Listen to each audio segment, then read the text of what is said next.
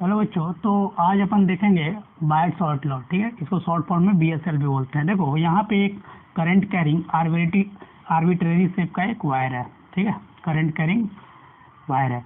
इससे मैंने क्या किया, छोटा सा पार्ट निकाल लिया। इसको अपन बोल रहे हैं करंट एलिमेंट, आइडियल। ठीक है, करंट एलिमेंट जो है वो वेक्टर क्वांटिटी है। इसका मैग्नीट्यूड है आई इंटू डी एल के बराबर, और जो डायरेक्शन है in the same sense of current है। देखो जो एंगल है वो आर और डीएल वेक्टर के बीच का एंगल है। ठीक है, ये है अपना डीएल वेक्टर। ये छोटा सा पार्ट मैंने निकाल लिया डीएल। देखो जो बायट शॉर्ट ने ऑब्जर्वेशन किया, उन्होंने बोला कि ये छोटे से करंट एलिमेंट की वजह से पी पॉइंट पे, जो कि आर डिस्टेंस पे है फ्रॉम द वायर, जो डीबी छोटा सा मैग्नीट्यूड बन रहा है मैग्नेटिक फील्ड का, वो है directly proportional to I dl, directly proportional to sine theta and inversely proportional to square of distance between the point and wire. अगर इसको अपन सम अप कर रहे हैं तो सम अप करने पे अपने को मिल रहा है dB is directly proportional theta by R square. देखो तो अगर मैं इस प्रोपोर्शनलिटी साइन को हटाऊं तो अपने को मिल रहा होगा dB is K times I dl sine theta by R square. ये जो के कांस्टेंट है बच्चों, ये इसका मैं एसआई और सीजीएस में मान लिखने जा रहा हूँ। एसआई में जो मान होता है वो होता है म्यू नॉट अपॉन 4 पाई, जिसकी वैल्यू होती है 10⁻⁻7 टेस्ला मीटर पर एम्पियर। देखो जो सीजीएस में जो के का मान होता है वो 1 के बराबर होता है। तो अगर ऐसा ही फॉर्म में इस डीवी का फॉर्मूला लिखे हैं तो dB mu naught upon 4 pi I dl sine theta by R square लिख सकते हैं। तो यहाँ अगर देखें तो डीएल क्या है, डीएल जो है स्मॉल करंट एलिमेंट है। डीएल क्या है, देखो अगर अपन देखें यहाँ तो जो डीएल है बच्चों, जो डीएल है वो है स्मॉल करंट एलिमेंट। ठीक है, ये है डीएल। बच्चों जो आर है वो है distance between current carrying wire and point, जिस पॉइंट पे अपने को मैग्नेटिक फील्ड निकालना है। देखो ये जो आर है ये क्या है, पोजीशन वेक्टर। ठीक है, from wire to the point. याद रखना हमेशा, ये जो आर मैं लिखूंगा बच्चों, ये जो आर लिखूंगा ये है position vector from the wire to the point. हमेशा याद रखना, not from point to wire. ठीक है, हमेशा अपन वायर से पी पॉइंट तक पोजीशन वेक्टर को डिफाइन कर रहे हैं। ठीक है, तो वायर से पॉइंट तक का ये पोजीशन वेक्टर है। ठीक है बच्चों, याद रखो दिक्कत। थीटा क्या है, थीटा जो देखे थे अपन वो है angle between ideal and position vector. Mu naught क्या है बच्चों, म्यू नॉट है, ये है magnetic permeability of free space,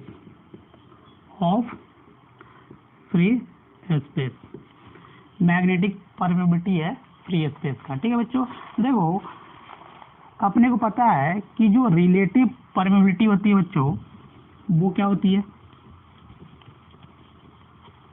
mu upon mu R. या छोटा सा पॉइंट लिख लो, रिलेटिव परमिएबिलिटी, इसको अपन म्यू आर से दिखा रहे हैं। ठीक है बच्चों, ये दिखा रहा है म्यू आर। तो जो रिलेटिव परमिएबिलिटी होती है वो होती है म्यू बाई, ठीक है, म्यू नॉट। तो यहाँ पर म्यू इक्वल टू हो जाएगा mu naught into mu R के बराबर। यहाँ पे म्यू आर क्या है, म्यू आर जो है वो है रिलेटिव परमिएबिलिटी। ठीक है, म्यू नॉट क्या है, जो म्यू एम है वो है परमेबिलिटी ऑफ मीडियम। ठीक है बच्चों, जो म्यू नॉट है ये क्या है, ये है अभी अपन बात किए थे कि परमेबिलिटी है, वो मीडियम क्या है, फ्री स्पेस है ना, वैक्यूम है। और म्यू आर क्या है, ये है रिलेटिव परमिएबिलिटी। तो अपन देखे थे जब अपन इलेक्ट्रोस्टैटिक्स पढ़ रहे थे तो वहाँ पे एप्सिलॉन एंड एप्सिलॉन नॉट और एप्सिलॉन के में रिलेशन देखे थे। सिमिलरली अपन मैग्नेटिक फील्ड में म्यू आर, म्यू एम और म्यू नॉट देखेंगे परमेबिलिटी। देखो एक छोटा सा टर्म यहाँ जानने लायक है, वो है, लिख लो फटाफट, यहाँ है मैग्नेटाइजिंग फील्ड या मैग्नेटिक इंटेंसिटी। क्या है बच्चों, ये जो छोटा सा पॉइंट है वो है मैग्नेटाइजिंग फील्ड, मैग्नेटाइजिंग फील्ड, या इसी को अपन एक और नाम देते हैं मैग्नेटिक इंटेंसिटी। मैग्नेटिक इंटेंसिटी इसको अपन ऐसे लिख सकते हैं, अपन जानते हैं ये रिलेशन, तो H को अपन लिख सकते हैं B बाई म्यू के बराबर, B बाई म्यू लिख सकते हैं। यही है मैग्नेटाइजिंग फील्ड। ठीक है, ये क्या है, H है मैग्नेटाइजिंग फील्ड। अपन यहाँ देख रहे हैं कि H जो है वो doesn't depend on medium, doesn't depend on medium. देखो म्यू से अपन इसको डिवाइड कर दिया है, तो ये H जो है जो कि मैग्नेटाइजिंग फील्ड है, या अपन इसको क्या बोलते हैं मैग्नेटिक इंटेंसिटी, ये इंडिपेंडेंट फ्रॉम द मीडियम, मतलब मीडियम पे डिपेंडेंट नहीं है। चलो देखो, अगर मैं बायट-सवार्ट लॉ को बच्चों वेक्टर फॉर्म में लिखूं तो देखो कैसे लिखूंगा, vector form of Biot Savart law. अगर बायट-सवार्ट लॉ अपन देखे थे कि जो करंट कैरिंग एलिमेंट की वजह से छोटा सा मैग्नेटिक फील्ड बना था SI में, ये ऐसा बना था I dl sine theta by R square. इसको वेक्टर फॉर्म में लिखें तो यहाँ आर कैप लिखूंगा। ठीक है, यूनिट वेक्टर अलोंग आर। देखो अपन क्या कर रहे हैं, अपने को पता है कि यूनिट वेक्टर क्या होता है बच्चों, यूनिट वेक्टर जो होता है, यूनिट वेक्टर को कैसे लिखते हैं, vector divided by mod of vector. तो यहाँ जैसे इसको डालेंगे तो देखो कैसे लिख सकते हैं, dB can be written like that mu naught upon 4 pi. ठीक है बच्चों, I dl sine theta into R divided by R cube. देखो आर कैप को अपन क्या किए, आर क्यूब। तो इसको अगर लिखोगे तो देखो क्या लिखोगे, mu naught upon 4 pi I dl cross R divided by R cube. ये आ रहा vector form of Biot Savart law. देखो अगर यहाँ देखें तो जो डीवी आ रहा है बच्चों, जो डीवी आ रहा है, जो डीवी आ रहा है, ये आ रहा है परपेंडिकुलर टू डीएल वेक्टर और परपेंडिकुलर टू आर वेक्टर। अपने को पता है कि ये क्रॉस प्रोडक्ट आ रहा है, क्या आ रहा है, क्योंकि आइडियल क्रॉस आर, और अपने को पता है कि जो क्रॉस प्रोडक्ट का डायरेक्शन होता है वो डीवी के परपेंडिकुलर होगा। तो ये जो डीवी होगा बच्चों, ये छोटा सा जो मैग्नीट्यूड बन रहा है मैग्नेटिक फील्ड का, वो है perpendicular to ideal current element के perpendicular. Similarly dB is perpendicular to r vector and dB is also perpendicular to plane containing, जिस प्लेन में वायर रखा होगा, आइडियल एंड आर। ठीक है, जिस प्लेन में करंट एलिमेंट और पोजीशन वेक्टर होगा उस प्लेन के परपेंडिकुलर जो है वो मैग्नेटिक फील्ड का डायरेक्शन आ रहा होगा। ठीक है बच्चों, तो ये है vector form of Biot Savart law. तो वेक्टर फॉर्म ऑफ बायट सॉर्ट। और यहाँ पे जो आर है, नोटिस करने वाली बात यह है बच्चों कि जो ये पोजीशन वेक्टर आर है ये हमेशा अपन लेंगे वायर से पॉइंट की तरफ, ठीक है, न कि अगर अपने को वायर से पॉइंट की तरफ नहीं दे रहा है तो अपन क्या कर लेंगे, उसको जबरदस्ती बना देंगे, ठीक है। तो अपन इस पे सवाल देख लेंगे आगे कि कैसे। बस अपने को याद ये रखना है कि जो ये पोजीशन वेक्टर आर है वो हमेशा from the wire to the point है, हमेशा कहाँ है, वायर टू द पॉइंट। ये वायर है तो वायर टू द पॉइंट हमेशा, ये बात अपने को यहाँ याद रखना है। यहाँ तो कोई दिक्कत नहीं होगा। तो देखो इसको अपन इस फॉर्म में भी लिख सकते हैं। इसको देखो,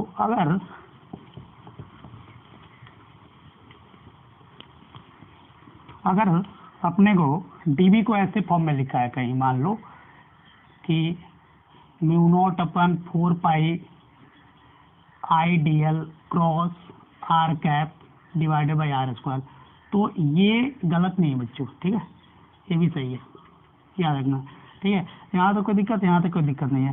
तो अगर यहाँ कुछ नोट्स देखें हैं तो देखो जो पहला नोट है वो ये है, जो पहला नोट है कि अपन देख चुके हैं कि dB जो है वो परपेंडिकुलर है r वेक्टर के और परपेंडिकुलर है आइडियल वेक्टर के, करंट एलिमेंट के, और परपेंडिकुलर है प्लेन कंटेनिंग।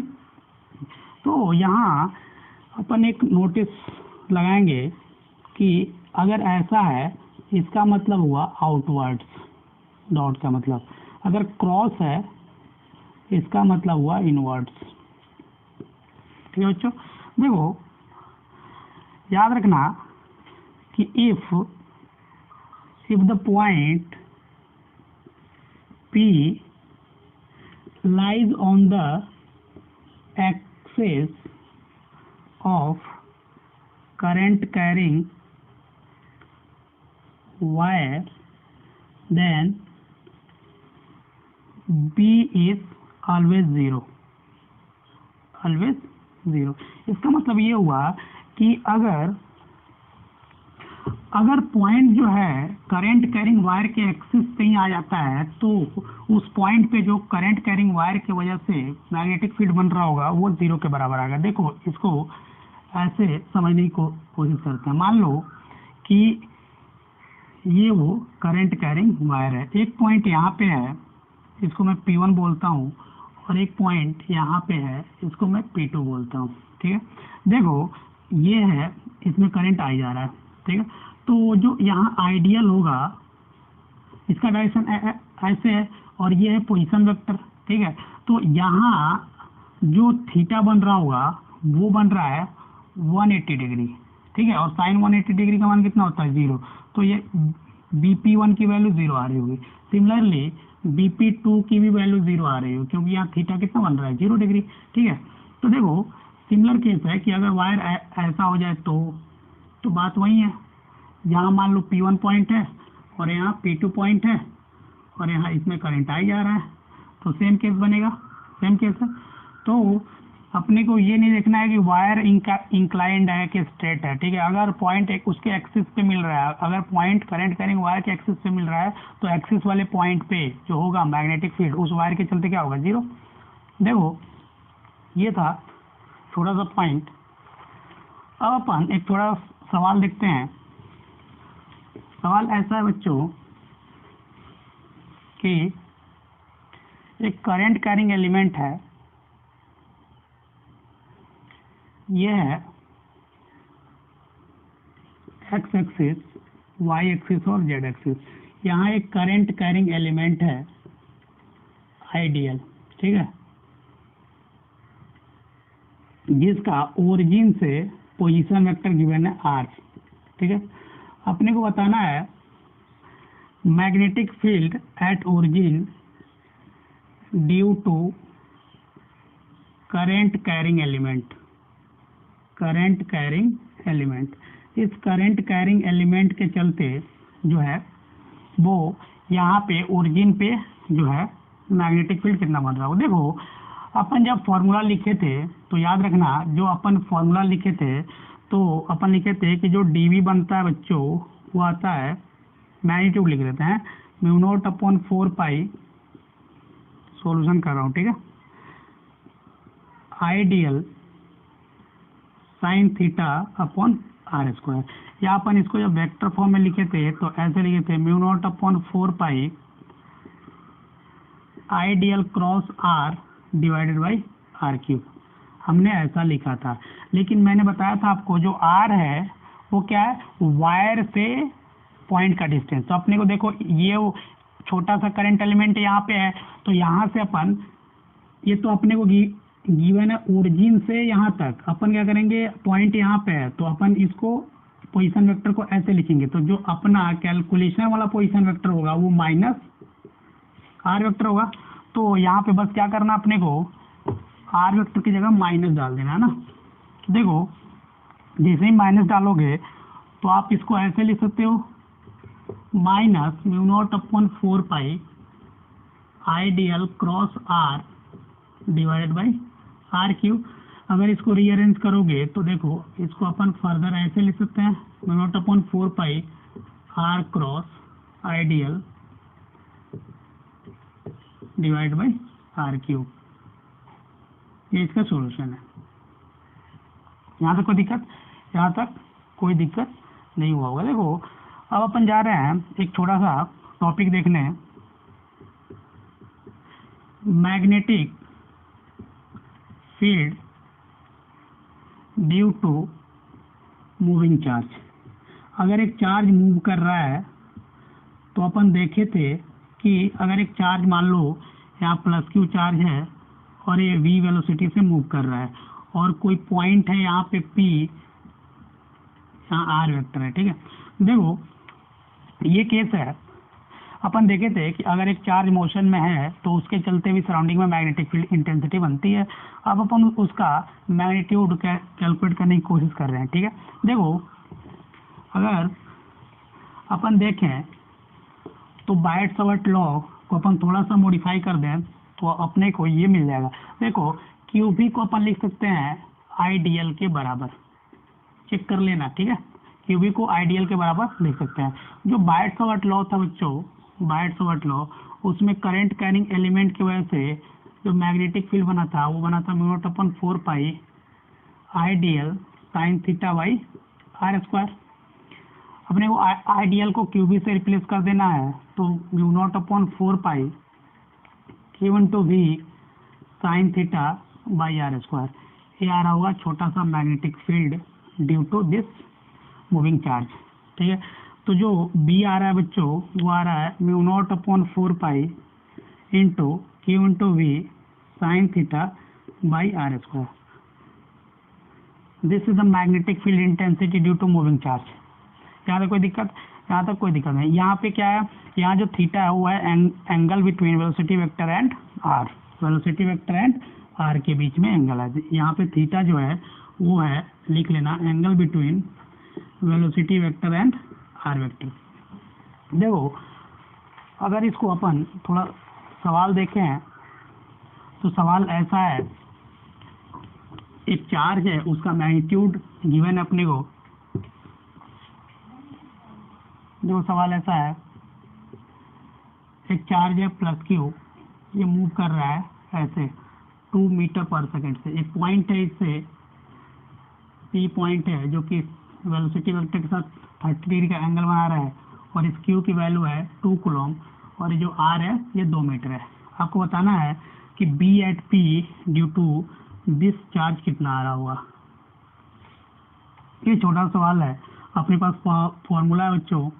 तो अगर इसका सॉल्यूशन बनाओगे तो बी एट पी फॉर्मूला था अपने पास mu naught upon 4 pi Q into V sine theta by R square. Formula है, इसमें वैल्यू डालो। म्यू नॉट अपॉन 4 पाई की वैल्यू 10 का पावर -7 एसआई में अपन जानते हैं 2 इंटू वी की वैल्यू 2 है इंटू साइन थीटा कितना होता है 1/2, यहाँ पे साइन 30 डिग्री लिखेंगे ना, ठीक है, डिवाइडेड बाई आर स्क्वायर।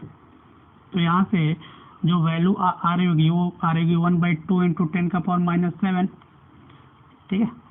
इतना टेस्ला आ रही होगी बी एट पी, तो इसको लिख सकते हो 0.5 इंटू 10 का पावर -7 टेस्ला।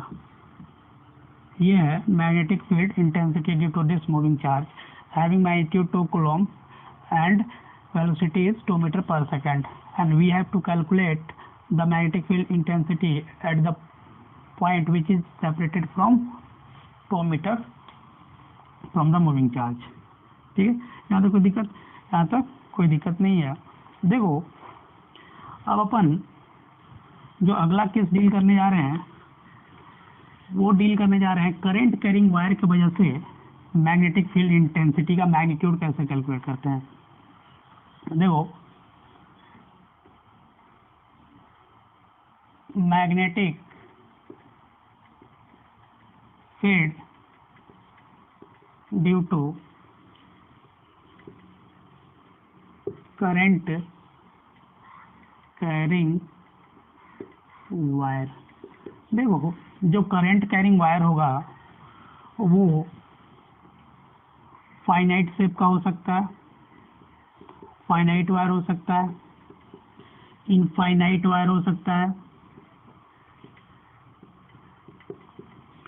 इनफाइनाइट वायर हो सकता है बच्चों, और जो थर्ड हो सकता है वो हो सकता है semi infinite, semi infinite wire हो सकता है।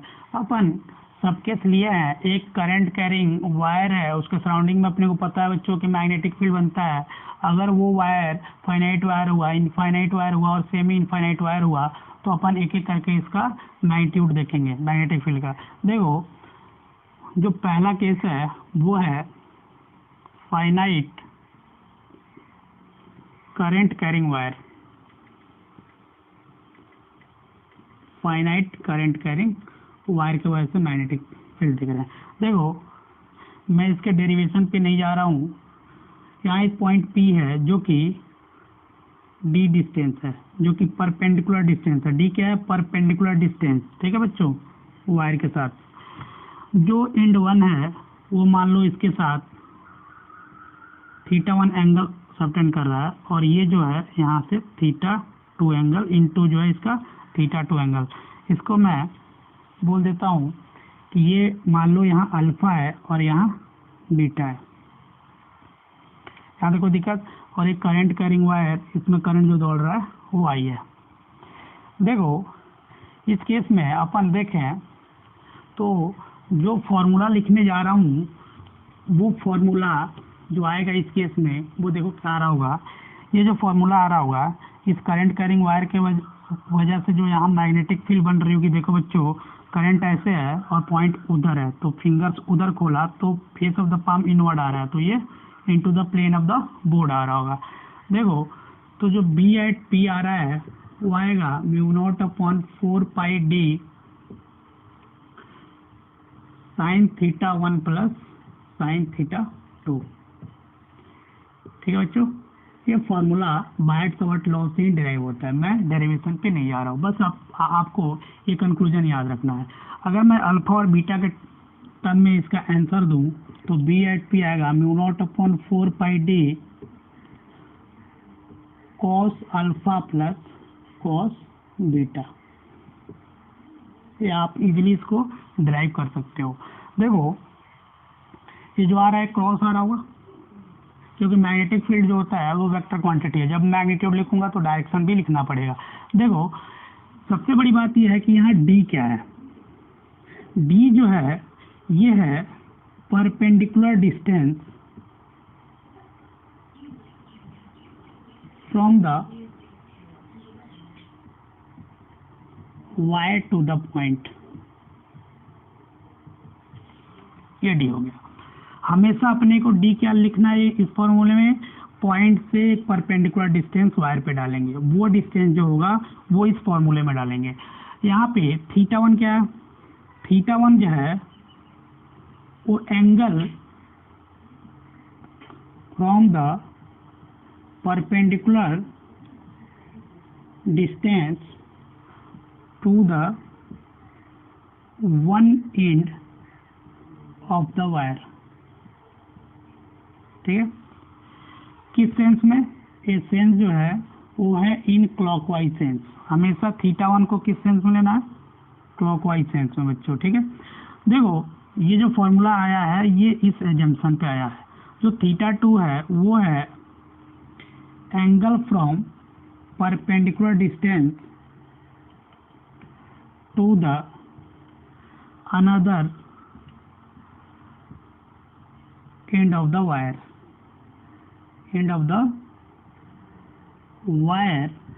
in anti clockwise sense. तो जो θ2 है वो परपेंडिकुलर डिस्टेंस है, देखो एंटी क्लॉकवाइज सेंस में लिखा हूँ। अगर सेंस उल्टा हुआ तो एंगल में नेगेटिव लगाना पड़ेगा, ठीक है। अपन जो सेंस मान करके जो फॉर्मूला लिखे हैं वो फॉर्मूला ये बात आपको याद रखनी है। सबसे पहले ये बात जानकारी रहनी चाहिए, फिर आपको फॉर्मूला रिमेम्बर होना चाहिए, ठीक है। देखो तो अगर अपन जो दूसरा पार्ट है उसको पहले पार्ट से ड्राइव करने की कोशिश करें तो दूसरा पार्ट जो था इसका वो था magnetic field due to infinite current carrying wire, ठीक है।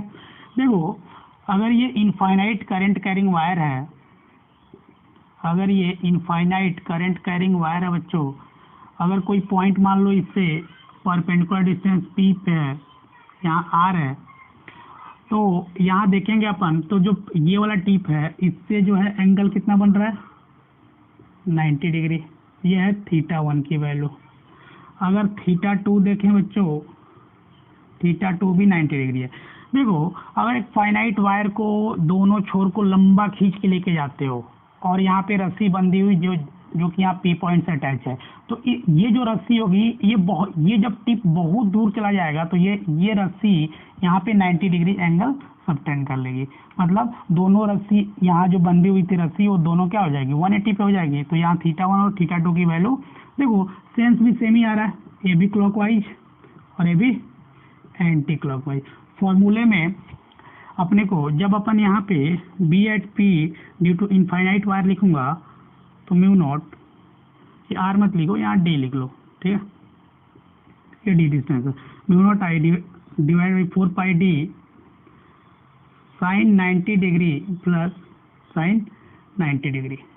तो देखो बी एट पी लिखोगे आ रहा होगा mu naught upon 4 pi D 1 plus 1। अगर मैं इसको यहाँ लिखूं तो मैग्नेटिक फील्ड इंटेंसिटी जो आ रही है ड्यू टू इनफाइनाइट वायर वो देखो कितनी आ रही है, वो जो आ रही है वो आ रही है B at P due to infinite wire mu naught I divide by 4 pi D into 2 cross. देखो बी एट पी कितना आया, बी एट पी आया mu naught I divide by 2 pi D.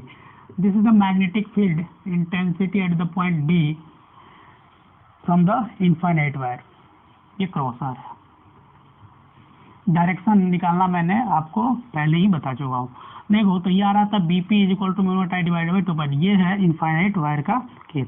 यहाँ पे आप बोलोगे सर दूसरा फॉर्मूला, तो देखो अगर ऑब्जर्व करोगे तो alpha is equal to beta is equal to 0 degree बन रहा होगा। सिमिलरली कॉस वाले फॉर्मूले से भी निकालते हो तो B at P is equal to mu naught I divide by 4 pi D cos alpha plus cos beta. निकाल के देखोगे तो सेम फॉर्मूला मिल रहा होगा, B at P is equal to mu naught I divide by 2 pi D, क्योंकि cos 0 की value 1, sign 90 की वैल्यू 1। देखो ये था इनफाइनाइट वायर का केस। तो यहाँ अपन देख रहे हैं कि इनफाइनाइट वायर के केस में जो मैग्नेटिक फील्ड बन रहा है वो इनवर्सली प्रोपोर्शनल टू डी बन रहा है। तो ग्राफ तो रेक्टेंगुलर हाइपरबोला आएगा ना, ग्राफ तो बना सकते हो। देखो इसका जो अगला केस है वो है सी नंबर केस, जब सेमी इनफाइनाइट वायर है। क्या है? सेमी इनफाइनाइट वायर का केस अगर अपन डील कर रहे हैं तब देखो magnetic field due to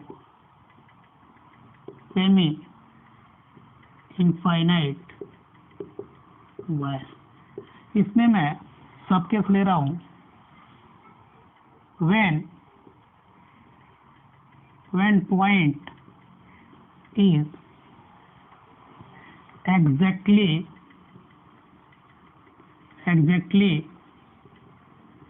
in front of the finite end। देखो सेमी इनफाइनाइट वायर का मतलब हुआ कि देखो एक फाइनाइट वायर है, तो मान लो कि ये फाइनाइट वायर है, तो इसके दो एंड है, दोनों फिक्स है, देखो ना बढ़ रहा है ना घट रहा है। जब अपन इनफाइनाइट लेंगे तो क्या करेंगे, दोनों छोर को बढ़ा देंगे बहुत दूर तक। अगर एक सेमी इनफाइनाइट वायर है तो या तो एक जो फिक्स है दूसरा इनफाइनाइट तक जा रहा है, या ये फिक्स है तो ये इनफाइनाइट तक जा रहा है, मतलब एक एंड जो है फिक्स है। तो अगर पॉइंट ऐसा है, देखो ये है फिक्स एंड, क्या बच्चों, ये है फिक्स एंड, और फिक्स एंड के सामने एक पॉइंट है पी, केस वही है जो कि डी डिस्टेंस है, और इसमें करंट आई जा रहा है, और जो दूसरा एंड है वो इन्फिनिटी तक जा रहा है। This is the semi infinite wire. ये क्या है, यही तो है semi infinite wire. Semi infinite का मतलब एक एंड फिक्स और दूसरा इन्फिनिटी पे जा रहा है। देखो यहाँ ऑब्जर्वेशन करने वाली ये बात है बच्चों, अगर ये छोरा और नीचे होता तो θ2 यहाँ आता, और ये ऊपर गया तो θ2 की वैल्यू कितनी आई, θ2 की वैल्यू 0 डिग्री आई। θ1 जो एंड इन्फिनिटी चला गया, θ1 की वैल्यू कितनी हो जाएगी, 90 डिग्री। तो देखो θ1 कहाँ चला गया, 90 डिग्री, θ1 कितना चला गया, 90 डिग्री, θ2 कितना हो गया, 0 डिग्री। तो जो फॉर्मूला है बच्चों, उसमें अपन जैसे ही θ1 और θ2 की वैल्यू डालेंगे, रही बात डायरेक्शन की, देखो करंट ऊपर और पॉइंट इधर, तो ऐसे पाम अंदर, तो यहाँ पे जो मैग्नेटिक फील्ड बन रहा होगा वो into the plane of the board बन रहा होगा। तो अगर बीपी निकाला है तो BP is equal to mu naught I divide by 4 pi D sine 0 degree plus sine 90 degree. ये मैंने θ2 लिखा है, ठीक है। देखो mu naught I divide by 4 pi D sine 0 plus sine 91। तो बी एट पी इस केस में मिल रहा है, वो आ रहा है mu naught I divide by 4 pi D. Direction क्या है, into the plane of the board.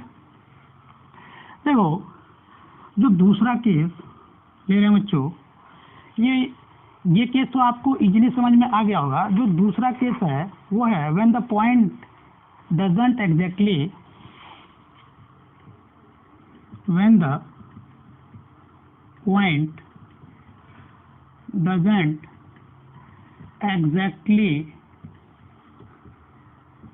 in front of the current carrying wire।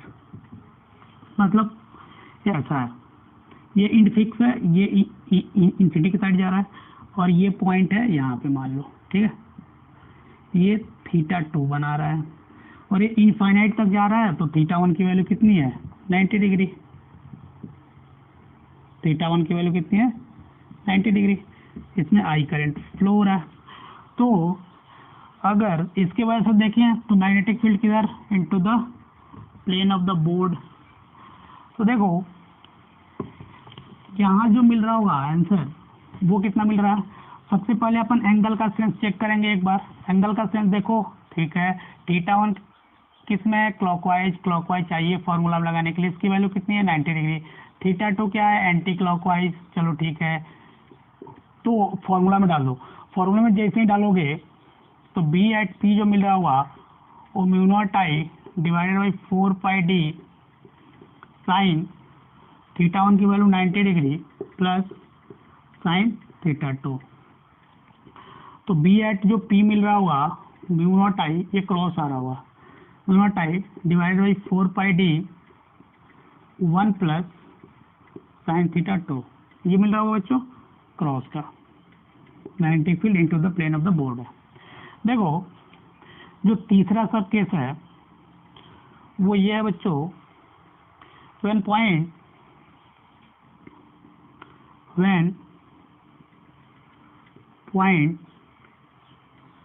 doesn't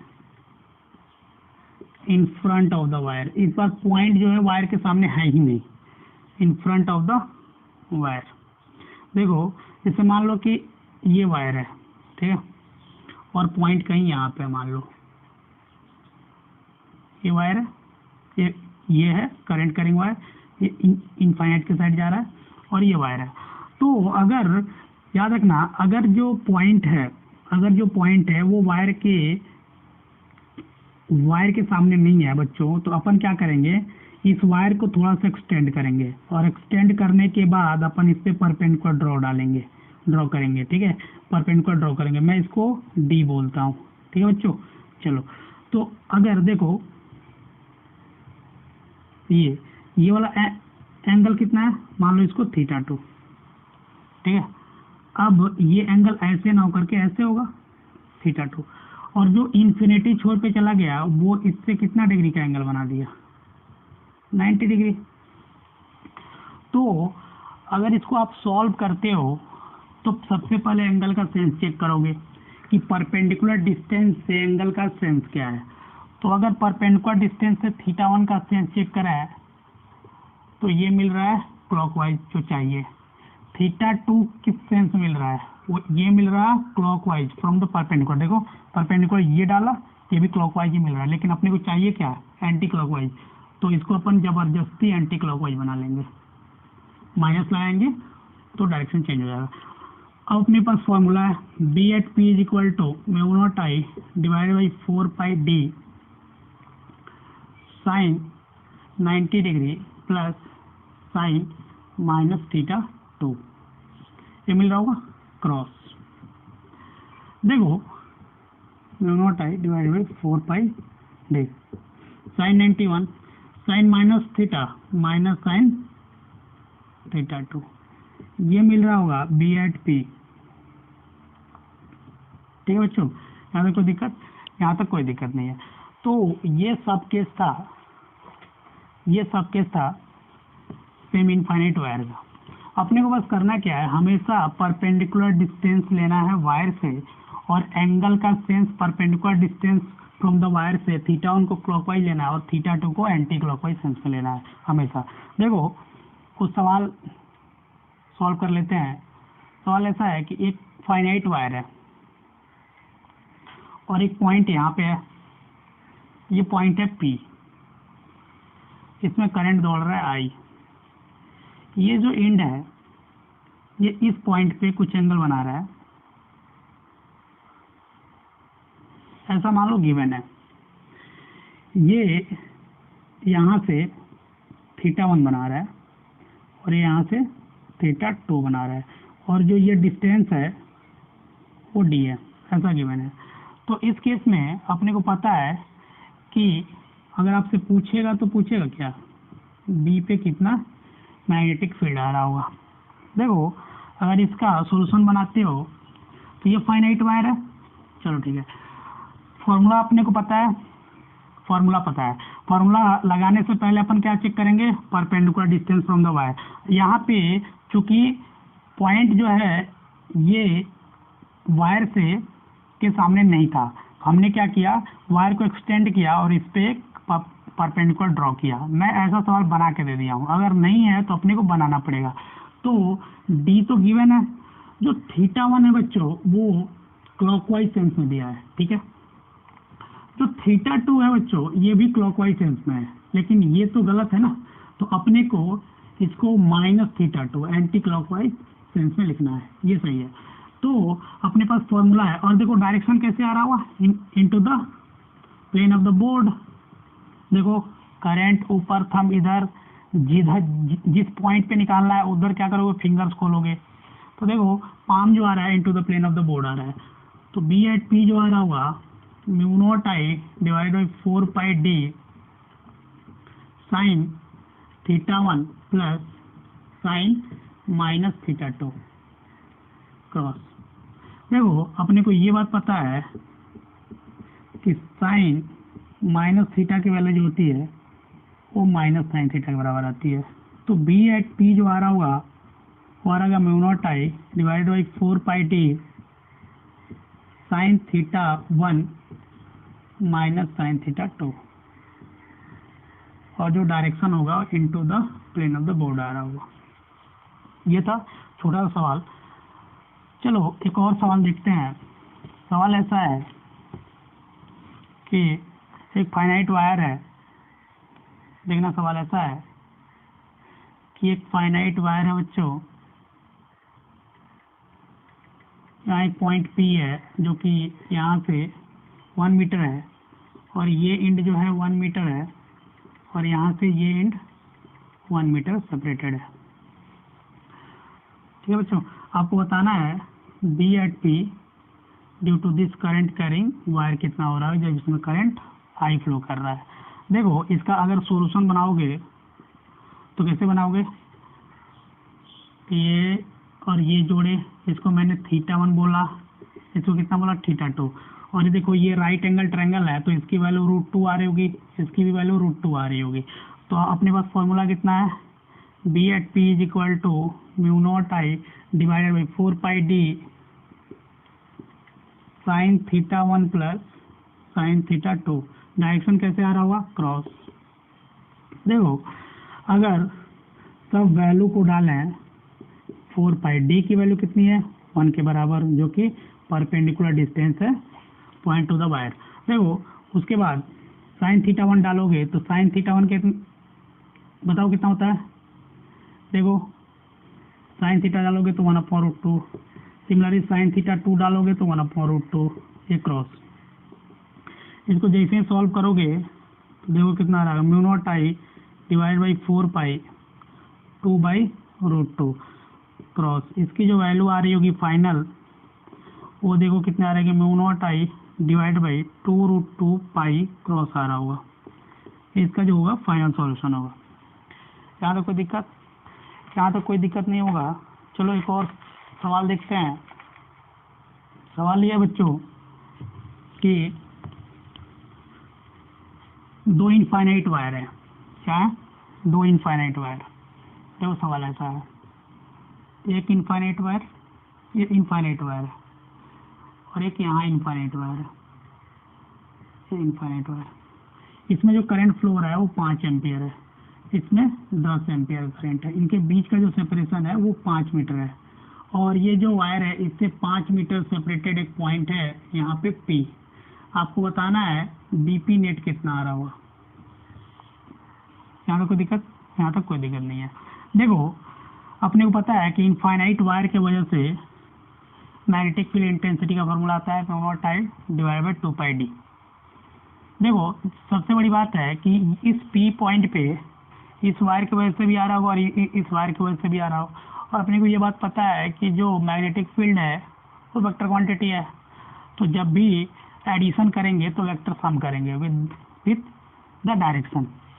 देखो, अगर मैं इसको 1 वायर मानूं और इसको सेकेंड वायर मानता हूँ तो B at P नेट जो मिल रहा होगा ये कितना आ रहा होगा, B1 प्लस B2। देखो, अगर इसके वजह से उस पॉइंट पे देखते हो तो क्रॉस आ रहा है, तो B1 की value into the plane of the paper, इसकी भी वैल्यू क्रॉस आ रही है, दोनों सेम डायरेक्शन में। तो जो नेट का डायरेक्शन होगा वो भी क्रॉस आएगा, दोनों क्रॉस जुड़ जाएंगे, और वैल्यू कितनी होगी। देखो, फर्स्ट वायर का लिखता हूँ तो μ0I कितना है फर्स्ट का 5 डिवाइड बाई 2πd कितना है 5 और 5 10, ये हुआ, plus μ0I2 divide by 2π into इससे डिस्टेंस कितना होगा 5, और जो ओवरऑल वैल्यू आएगी वो into the plane of the paper आएगी, क्योंकि दोनों किसमें है, क्रॉस में। तो जो वैल्यू आ रही होगी, अगर यहाँ से मैं μ0/2π कॉमन करूँ तो यहाँ 1/2 प्लस यहाँ 2 लिख सकता हूँ क्रॉस। इसको सॉल्व करोगे तो देखो कितना मिल रहा होगा आपको, ये मिल रहा होगा μ0I, ये देखो 5/4π क्रॉस, ये इसका है आंसर। देखो, आप जब भी नेट मैग्नेटिक फील्ड निकालोगे तो अपन डायरेक्शन के साथ निकालेंगे, जैसे अपन इलेक्ट्रिक फील्ड इंटेंसिटी को डील कर रहे थे, जो भी वेक्टर क्वांटिटी होगी उसको वेक्टर सम करेंगे। देखो, एक छोटा सा सवाल है कि एक थिन शीट है, करंट कैरिंग थिन शीट है, और उसका वो जो शीट है उसका विड्थ अपने को गिवन है। ठीक है, देखो सवाल ऐसा है इनफाइनाइट थिन शीट है, ये जो शीट है वो थिन शीट है, इसका जो विड्थ है वो ए है, कितना ए है, और इस थिन शीट से आई करंट फ्लो हो रहा है। इस थिन शीट से एक पॉइंट है डी डिस्टेंस पे, ये डी डिस्टेंस पे पॉइंट है, ये इनफाइनाइट थिन शीट है। आपको बताना है इस थिन करंट कैरिंग शीट की वजह से बीपी की वैल्यू कितनी आएगी। चलो इसका अपन सॉल्यूशन करके देखते हैं। देखो अपन क्या किए, इस पॉइंट से एक्स गए और dx का स्ट्रिप काटे, तो dx का जैसे ही स्ट्रिप काटेंगे तो इस पे करंट आएगा छोटा सा di, ठीक है। करंट पर यूनिट लेंथ कितना आएगा, करंट पर यूनिट लेंथ जो आ रहा होगा वह I बाई ए आ रहा होगा। तो अगर मैं dx पे करंट की बात करूं तो I by A into D X आ रहा होगा। ये जो करंट आ रहा होगा वो I dx, जो कि dx लेंथ पे इतना करंट आ रहा होगा। तो अगर छोटा सा मैग्नेटिक फील्ड लिखूं ड्यू टू दिस करंट तो मैं लिखूंगा, और ये इनफाइनाइट है तो अगर छोटा सा स्ट्रिप निकालूंगा तो ये क्या निकलेगा, infinite wire mu naught I dx divided by 2 pi X, ठीक है बच्चों। चलो आई डी एक्स की वैल्यू डालते हैं, तो mu naught upon 2 pi I D X की वैल्यू जैसे डालूंगा तो I by A 1 upon X D X, ये आ रहा होगा। चलो अगर मेरे को पूरा निकालना है, इस पूरे विथ के चलते निकाल रहा है, तो मैं इसको इंटीग्रेट कर दूंगा 0 से b इज इक्वल टू, देखो mu naught I divide by 2 pi a integration 1 upon X D x. कहाँ से कहाँ तक, देखो यहाँ से लेकर के यहाँ तक, मैंने यहाँ से चलाना तो यहाँ से पहले d और d प्लस ए, जैसे ही इसको इंटीग्रेट करोगे बच्चों, देखो आपको वैल्यू क्या मिल रही होगी। ये छोटा सा सवाल है इंटीग्रेशन बेस्ड। देखो जो आपको b मिल रहा होगा वो मिल रहा होगा mu naught I divide by 2 pi A L N X, integration कहाँ से कहाँ तक लगाओगे डी ए प्लस डी। तो b मिल रहा होगा वो मिल रहा होगा mu naught I divide by 2 pi A L N A plus D minus L N D, और आपको पता है L N A minus B क्या होता है, L N A by B. देखो mu naught I divide by 2 pi A L N A plus D divide by D, ये इसका आंसर आ रहा होगा। अगर अपन डायरेक्शन की बात करें तो देखो करंट अपवर्ड है, पॉइंट इधर है, तो डायरेक्शन कैसे आ रहा होगा, इनवर्ड आ रहा होगा। तो ये छोटा सा प्रॉब्लम कि एक अगर थिन जिसका विड्थ अपने को गिवन है, अगर वो इनफाइनाइट करंट कैरिंग वायर है हैविंग करंट आई, तो उसके चलते उससे डी डिस्टेंस पे कितना मैग्नेटिक फील्ड इंटेंसिटी बन रहा होगा।